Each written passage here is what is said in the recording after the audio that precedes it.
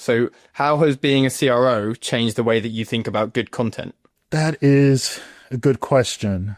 The answer is a bit weird because essentially part of how and why I became a CRO is the evolution of my view of content. So by the time I got here, the view I now hold is what got me here, if that makes sense. But what I can say is what's changed is earlier in my career, I thought my job was to demonstrate how good of a content writer, or even sometimes how good of a writer I am.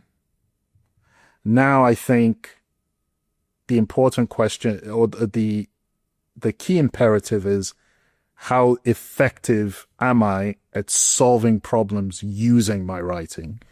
Which sounds like a subtle difference, but they actually diverge quite significantly because let's say, for example, if I'm writing an article about use cases for our product, if my orientation is, all right, I need to show how good of a writer I am, I'll make certain decisions. I'll make decisions to, let's say, deploy highly sophisticated metaphors or create incredibly rich analogies to try and bring to life the use cases of our ideas. So yeah, I might make those kinds of decisions that really show how skilled I am, but maybe my target audience is not very literary. So maybe what I need to do is actually use the simplest possible analogy or no analogies at all. Maybe what I need to do is just speak as simplistically as possible. And that's a skill I need to deploy. But all of that is predicated on the level of customer insight I have, right? Because for some audiences, maybe those rich analogies are exactly what will bring the product to life and kind of land the value proposition. For some audiences, maybe it's the opposite. So you become almost more chameleonic when you shift that perspective. And it's like, my writing prowess is a tool. It's not the outcome. So that's like one big shift. And then the other thing I would say is my perspective on measuring content and the impact of content. I used to think that measuring stuff like devalued it, but I actually don't think that's the case. I think what happens is what happened with me is I conflated misuse of what I was measuring with the act of measuring itself. So if I measure views or if I measure leads, and then in the business it becomes, oh, like the most impactful thing the content does is it generates views. So then there's a push, let's generate as much views as possible. The problem with that isn't the measurement. To go back to the storytelling point, the problem with that is I haven't established, or there doesn't exist a sophisticated or constructive enough story around what we measure, why we measure, how we use the things we measure in the business. So they're prone to being misused. So I think now my orientation is measure as much as you can usefully measure. No one measure is like the magical thing, but then you have to take on the responsibility as well of owning the narrative around those metrics that you measure and how they're ingested and metabolized in the organization. So I'd say those are the two big differences. Yeah, well, so let's talk about the second one a little bit. I like that difference, like identifying the gap between I don't like how this is used versus it in itself isn't a good thing to be doing. What's your relationship like? How have the metrics that you do look at changed, right? So are you, what role would you say in when you go to analyze content performance, traditional content metrics have at the moment, engagement, traffic, that kind of thing? Is that still a component of the analysis? Yeah, I don't do deep analysis anymore because thankfully I have a great team that does that work. But the two things I do look at from time to time are essentially the very top and the very bottom. So I look at I go into Google Search Console and I look at what's happening with our branded search volume, the click-through rates, the number of queries, the average position, all that stuff. And then I also go and look at marketing influence pipeline, either created or influenced. So at the bottom, what's happening? Is it turning into more deals? Is it turning into a higher value of pipeline? Is it turning into a larger pipeline from a value perspective? Are the deals moving faster? That kind of stuff.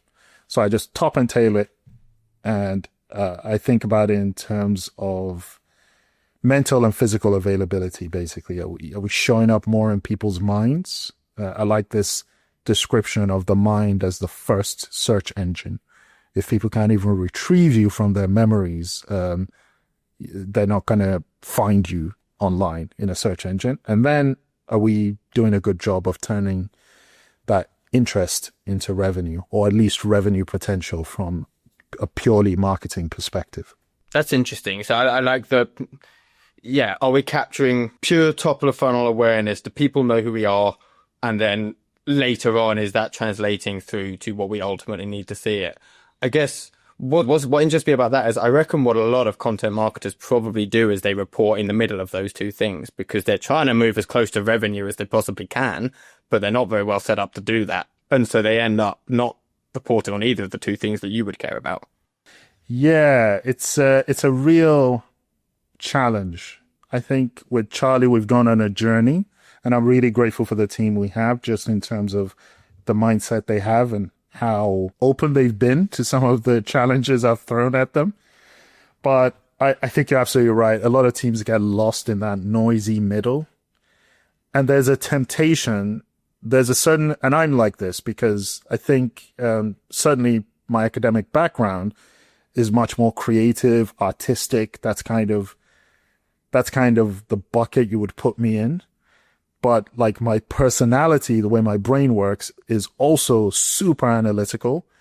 And before I kind of combined the two, what I did is I flip-flopped between extremes of both.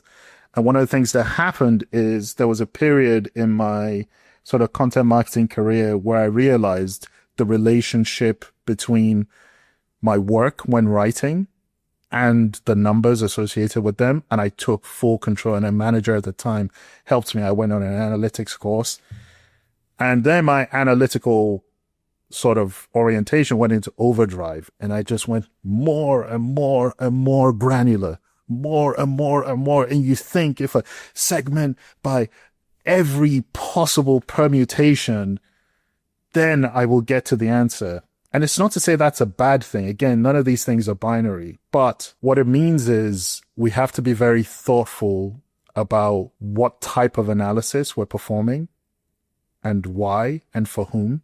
So, for example, for me as a CRO, if a content marketer did that to me, it would not be helpful. Not because I can't understand it, because in my case, I literally did that, but I don't want to. Like, I don't need to go to that level.